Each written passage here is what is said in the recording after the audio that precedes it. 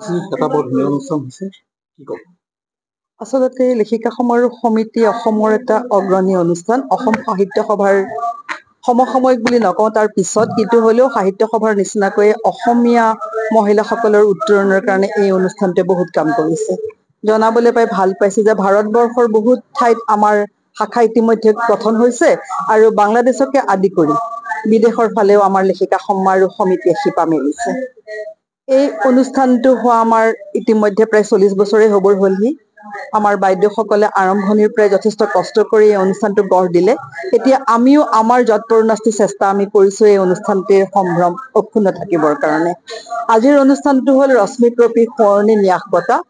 আমাৰ তেতিয়াৰ উপসভানেত্ৰী আছিল, এতিয়া তেখেত আমাৰ উপদেষ্টা গীতাঞ্জলি দাস ক্ৰুৰ। তেখেতৰ পৰিয়াল ৰতন ক্ৰুৰ পৰিয়াল, ডক্টৰ বদন ক্ৰুৰ তেখেত পৰিবাৰ। তেওঁলোকৰ এটি প্ৰতিভাশালী কন্যাৰ অকাল মৃত্যু ঘটিছিল আৰু তাৰ পিছত সেই কন্যাটিৰ স্মৃতি ৰক্ষাৰ অৰ্থে তেওঁলোকে এই কাৰ্বি আংলঙৰ 3টা অনুষ্ঠান, ডিফুৰ 3টা চেণ্টাৰৰ ভিতৰত জনজাতিৰ ভিতৰত যিজনে সৰ্বোচ্চ নম্বৰ পায় আৰু সামগ্ৰিকভাৱে যিজনে সমস্ত নম্বৰ পায় তেওঁক তেখেতসকলৰ পৰিয়ালৰ পৰা দিয়া জমা ধনেৰে সৈতে আমি এটি অনুদান আগবঢ়াওঁ, এখন মানপত্ৰ দিওঁ।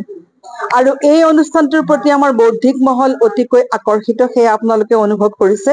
গতিকে দেশখনৰ বিভিন্ন ঠাইত থকা আমাৰ সদস্যসকল ইয়ালৈ আগবাঢ়ি আহে, ইয়াৰ বিশিষ্ট ব্যক্তিসকল আগবাঢ়ি আহে আৰু অতি আনন্দৰে সৈতে ক'ব খুজিছো যে এতিয়ালৈকে এই বঁটাটো গ্ৰহণ কৰি যোৱা ছাত্ৰ ছাত্ৰী সকলোৱে জীৱনত সফল কাম হৈছে।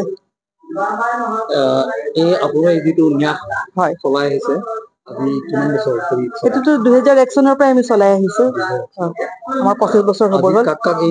আজি 2জন ছাত্ৰই পাইছে। শংকৰদেৱ শিশু নিকেতনৰ বিশ্বজিৎ শৰ্মা, তেওঁ সৰ্বোচ্চ নম্বৰ পাইছে এই চেণ্টাৰ কেইটাৰ ভিতৰত, আৰু লুমাৰচন টিমুং, তেওঁ জনজাতিৰ ভিতৰত সৰ্বোচ্চ নম্বৰ পাইছে।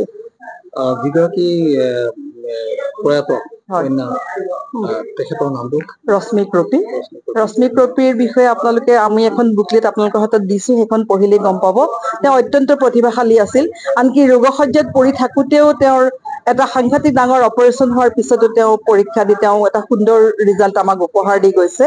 গতিকে সেইগৰাকী কন্যাৰ কথা আমি সকলোৱে স্মৰণ কৰো আৰু এই বকুল ফুলৰ দিনতে তেওঁ আমাৰ মাজৰ পৰা আঁতৰি গৈছিল। আমি বকুল ফুলেৰে তেওঁৰ প্ৰতি সদায় শ্ৰদ্ধাঞ্জলি জ্ঞাপন কৰো। আপোনালোক অহাৰ কাৰণে আমি অতিশয় আনন্দিত হৈছো। আমাৰ বিভিন্ন অনুষ্ঠানলৈ আপোনালোক আহিব আৰু আপোনালোকে যদি এটা প্ৰচাৰ প্ৰসাৰৰ ব্যৱস্থা কৰে আমি অতিশয় আনন্দিত হওঁ। আপোনালোকক ধন্যবাদ।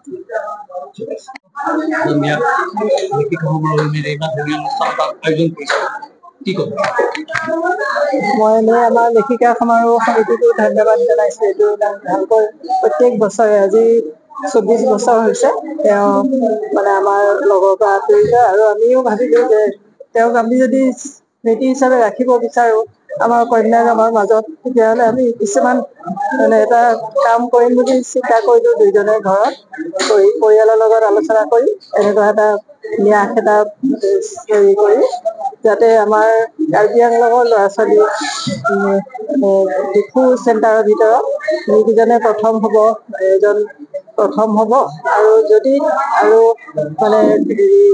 আমাৰ ST হিলছৰ ল'ৰা ছোৱালীবিলাকৰ, পাহাৰীয়া জনজাতিৰ ল'ৰা ছোৱালীৰ ভিতৰতো যদি তেওঁলোকে আগবাঢ়িব পাৰে তেতিয়াহ'লে সেই 2জনকে আমি পুৰস্কাৰ দিম বুলি ভাবিলো।